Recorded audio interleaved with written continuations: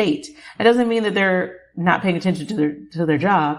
It means that they are now in this state of mind and this vibration of manifesting, of matching the energy. So I wanted to talk to you a little bit about what meditation looks like for you. It's okay if it's different for you than it is for everybody else. It's okay if you can only do that 5 minutes into your day because you have a very busy day. You are at least trying. Okay. And that's what's important, is you've got to start somewhere, right? So if that's where you want to start, I just want you to not be afraid of meditation and think that it looks one way. It doesn't. Journaling, affirmations, whatever works for you. Those are just the 3 that I always go to. I also mention EFT tapping a lot, but you have to create a spiritual practice and you have to stay consistent with it. Because here's the thing, when you manifest that new relationship or you manifest a stronger marriage, did you just decide, okay, I'm done now? I'm not going to do anything to keep it? No, you're going to stay consistent with it. You're going to keep buying the flowers. You're going to keep going on dates. You're going to keep holding hands. You're going to keep all of that going. Otherwise, you lose that manifestation. Because of course you can. You can manifest anything, but I didn't say you'd hang on to it, because that's up to you. And if you don't cultivate that practice, if you're not doing anything to stay in that right energy, if you're mistreating that person, etc., what makes you think you would hang on to that manifestation? And if you're not grateful for it and grateful for whatever it is that you have right now, I don't care what state that you're in right now. And I don't mean like physical state. I mean state of mind. I need you to understand that you have to remain in a high vibration to keep or bring in that manifestation. So if you are not grateful, if you say, I hate my car, if you say, I hate my job, etc., you are just drawing more of that negativity to you. The universe is going to hear, oh, you hate that car? Cool. Let's take it. Because you don't want it, right? You don't want that car. Okay. Well, what is it here for? We don't want that in your way. Let's get that out your way. Got it? All right. So let's go on to number 6. Practice mindfulness and self-awareness. Mindfulness is the practice of being present in the moment and fully aware of your thoughts, feelings, and surroundings. When I tell you all to log off and go touch grass, this is what I mean. When I tell you all to log off and play the games on your phone or watch TV, this is what I mean. When I tell you all to go fold that laundry like I need to do, this is what I mean. That is mindfulness. And you might be like, it is? That doesn't sound much like mine. No, it is. Because you see, when you are just staying in this robotic state or this zombie-like state where you're sitting on social media or you're constantly surrounding yourself with negativity, then you are now pulling yourself away from that mindfulness practice. Okay? Remember, mindfulness is the practice of being present in the moment and fully aware of your thoughts, feelings, and surroundings. So if you're having a conversation with somebody, be present. Be mindful. You all love that word, mindful. It is a powerful tool for New Age spirituality as it helps you stay in tune with your inner self and the universe. What is the universe, class? I hear so many different things. I hear it's my ancestors. I hear it's my guardian angel. All of the above is correct. Remember, who created the universe, though? Exactly. And then for those of you who are like, well, I don't believe in God, that's fine. What is the universe to you? I'm talking to you too. I didn't exclude you. Practice mindfulness through meditation. You can do breathing exercises or simply paying attention to your daily activities. When you're driving, even if you're in a meditative state, you're still paying attention to the road, aren't you? Exactly.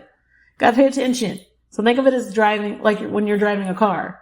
I hope you're not the person who's driving a car and texting. I hope not. Because if I see you, you know I'm going to say something. The more mindful you are, the more you'll notice the signs and synchronicities. When you start seeing 444, 555, etc., guess what? You are now aligned. When you're like, I don't understand. Why does the universe send that to us? None of us understand angel numbers, by the way, because they all mean something different to all of us. But those synchronicities basically is the universe saying, hey, you're getting there or you're there. Okay. So practice mindfulness and self-awareness. Practice mindfulness and self-awareness. Now, class, let's go over that one more time. Mindfulness is the practice of being present in the moment. Put that phone down. Pay attention. That's all I'm saying. That's literally all number 6 is. Putting the phone down sometimes and just paying attention and doing something else besides scrolling through TikTok, Facebook, Instagram, TikTok. I'm sorry. What is it? Twitter. I'm going to keep calling it Twitter because I can't stand Elon Musk. So there you go. Number 7, learn to trust the universe. And I said universe because that's universal. Got it. Trusting the universe is about surrendering control and having faith that everything is happening for your highest good. Because we were not put here to suffer. We most certainly were not. Do you really think that the creator, that source, the divine, all the same thing, decided to just put you here to suffer? If you think that, then I don't think my podcast or any other could help you. But I know that I was not put here to suffer. I was put here to have an outstanding life. I was put here to be happy. I was put here to help others because I enjoy it. And the more I enjoy my life, the more enjoyment comes to me, the easier it is to manifest. That is learning to trust the universe. That is an example of what that's like for me. Learning to trust the universe. The reason why I use the word faith is that that's a word that we all understand. We have faith in a lot of things. A lot of times it's the wrong things. I have faith that today is going to be a bad day. That's what a lot of you say to yourself. You start off all wrong. You start off, I immediately logged into Instagram and there were people fighting. And, that low vibration stuck with me. And so when I got on the road and some person cut me off, now they ruined the rest of my day. You're not trusting the universe. You have no faith. You had faith in that. You had faith in the negativity, but you had no faith that the universe was going to keep bringing you what you actually want out of this life. This doesn't mean that I'm telling you to be passive. It's about finding a balance, taking inspired action while allowing the universe to do its part. Now, this is something I'm learning too. Remember when I said I'm not patient? Is that, yes, I'm doing my part to manifest this giant thing that I'm manifesting. However, because obviously I know how to conjure anything, but sometimes I have to learn to trust that the universe is also doing its part. And that just because I don't see it yet doesn't mean it doesn't exist. It means that it will happen when the timing is right for me, when I am perfectly aligned to it. And I have to understand that I am already perfectly aligned to it.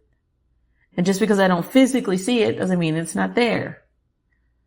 Okay? So that is learning to trust the universe. Number 8, surround yourself with like-minded people. This one is really self-explanatory. The people that you're around, they're essential. Okay? Surround yourself with people who get it, who are not going to bash you because you wanted to learn tarot, who are going to ask you questions about the law of attraction because maybe now they're interested or they've always been interested and they didn't have anybody to talk to about it. Don't ever allow somebody to tear you down for trying to better yourself and better your life. I know that looks differently for all of us. And I know that everybody's environment is different. You might not have the option to just get up and leave. You might be, because I have young listeners. Some of you don't have that option. However, when you can surround yourself with people who are like-minded, mentors, teachers, etc., make sure that you have them as a part of your life because they want to see you do well. They're on the same path as you. They have the same mindset as you, meaning that they want good. They want good for you. They want good for themselves, etc. Those are the kind of people you want to surround yourself with. Number 9, embrace the journey. Let's say embrace the, I don't know. I'm going to ask for a different idea there from you all of what I should name that. Okay. Besides embracing the journey, because I don't like that. Remember that spiritual growth is a lifelong journey, not a destination. Be patient with yourself. Be patient with yourself. Underline, highlight. and embrace that there will be ups and downs along the way. Because yes, we fall out of alignment all the time. We're human. We are human. Sorry, you're human. I don't care if you're the greatest witch that ever lived. You're still human. Okay? I don't care if you identify as a fairy. You are human. Okay? I don't care if you identify as a bear. You're human. You're human. And so it's important to understand that yes, sometimes you're going to fall out of alignment. Sometimes you're going to get off that path that you're trying to get to. When you think of this yacht that you want to manifest and you're like, I can't do that. I give up. You're now out of alignment. When you start being super negative about it, well, I mean, what made me think I could do something like that? Why are you talking to yourself that way, first of all? But also, get back into alignment. Get back into your practices, your meditation, your EFT tapping, your journaling, your moving your body, etc. Get back into doing what you love. Okay? Because that's another way that you can be mindful. Did you play soccer? Do you want to maybe get back to that? Futebol. I said it in Portuguese because I know that the Brazilians are like, did you just say that in English? I did. But something I need the Spanish and Portuguese listeners to understand is 98% of my listeners, English is their first language. And so because I am mindful of that, I try to make sure that most of this is going to be for all of you to understand, because those of you who speak Spanish and Portuguese also speak English, because that's why you're listening. So I'm not picking on you all. I'm just playing with you, I swear. Number 10, continuously expand your knowledge. We are always learning. We are always learning. If you stop learning, I assume that you are just no longer here in this realm with us. Okay. You must have reached your highest self and you're done on your journey. Okay.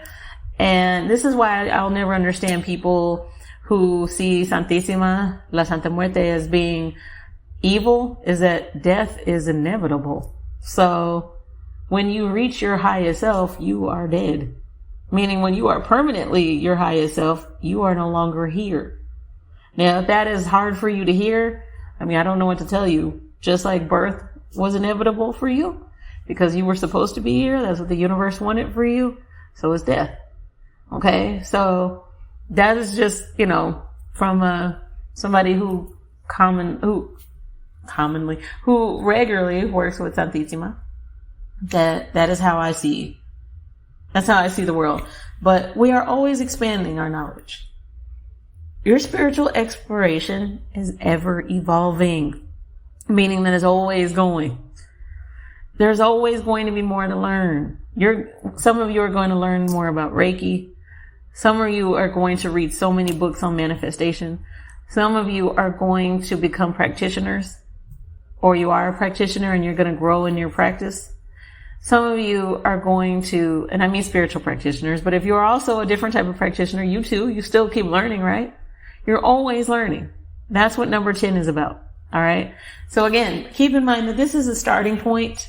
If I left anything out that you wish I would have covered, just let me know. At the end of the episode, I will definitely tell you how you can reach the website, and it's always in the show notes. By the way, I did go back and make sure that, and I think I said this, I might have already said this, so if I did, I'm sorry.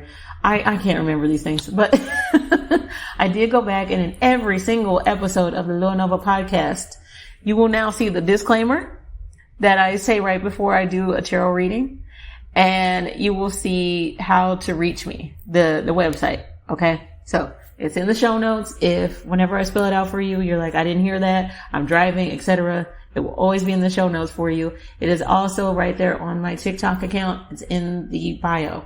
Okay. Well, it's right under my profile. I don't know how to explain that, but you'll see it. Okay. You'll see it. So I know this was long. I hope that I covered everything. When this guide is ready, it will be on the website for you for free. It will always be for free. I will never have a document that I create for you that I charge you for. That is so weird. And you might be like, Josie, you're being super judgmental. I am a Virgo, of course. Sometimes I like to just blame being a Virgo, and I hope you all know I'm joking when I say things like that, for certain things that I do.